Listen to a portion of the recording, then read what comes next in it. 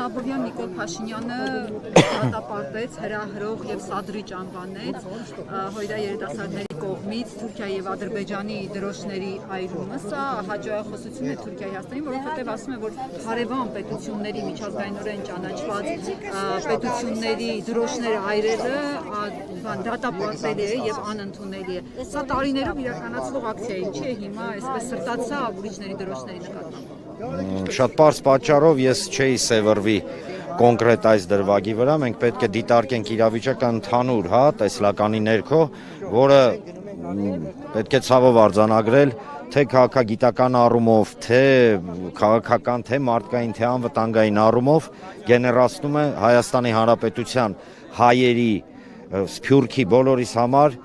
գոյաբանական խնդիրներ, ավելի վեր բացեմ, խնդիրը հետևյալն է, տեսեք, Թուրքիայի ու Ադրբեջանի դրոշը այրելուց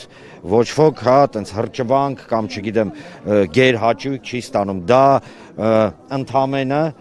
հասարակ մարդկանց եւ այստեղ կապ չունի հոյիդա կամ ոչ հոյիդա ամենայն հարգանքով ներողություն մեզ հետևողականորեն 100 տարվա ընթացքում դուրս են մղում մեր տնից կոտորելով չգիտեմ բոլոր գործողությունները կատարելով վերջինը 23 թվականի սեպտեմբերի 19-ին է ես հասկանում եմ որ գոյություն ունի օրինակ իշխանական տեսլական գնալ եւ բարելավել Թուրքիայի եւ Ադրբեջանի հետ հարաբերությունները բայց մենք պետք է շատ հստակ եւ պարզ ֆիքսենք հետեւյալը որ Թուրքիան եւ Ադրբեջանը բարելավման եւ խաղաղության տեսլականի ներքո տեսնում են արևմտյան Ադրբեջան եւ հայերի բնաջնջում հիշեցնեմ միգուցե մոռացել է իշխանությունը նույն Էրդողանը երբ որ օկուպացված Արցախում ռազմական զորավարժություններ էին եւ հետո սենց զրահանդես էր մի հայտարարություն արեց որը չգիտես ինչու այս իշխանությունը այդքան չգիտեմ վրթովմունք չառաջացրեց օրինակ ասեց այսօրը փառաբանվեց Էնվեր Փաշայի հոգին դուք հասկանում եք ինչ է կատարվում գիտեք այո փառավորվեց կարելի է անտեսել ուշադրություն չդարձնել ասել դե լավ անցավ գնաց չէ դե լավ անցավ գնաց ասեմ ավելին այստեղ խնդրում եմ խոսքը չընկալել որպես լոկ քննադատական անդիմություն իշխանություն ոչ դա չի խոսքը նրանումն է խնդրում եմ մենք սա ֆիքսենք բոլորս շատ ուշադիր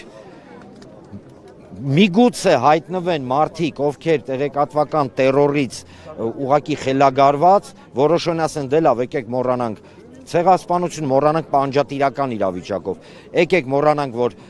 Արցախում կոտորած էր եկեք մոռանանք որ Հայաստանի Հանրապետության տարածքները օկուպացված են եկեք մոռանանք որ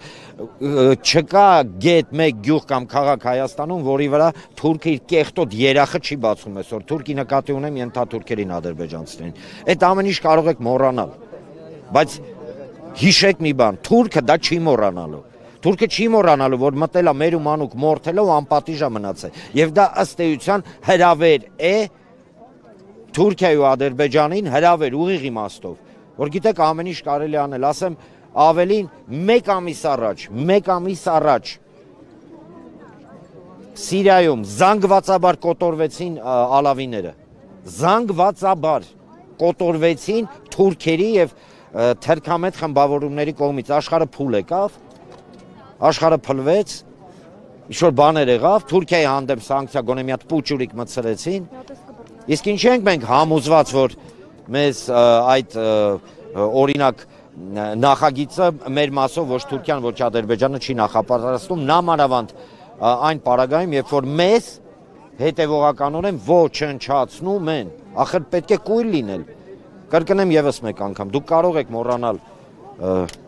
ցեղասպանությունը, բայց ցեղասպանողը երբեք չի մոռանա դա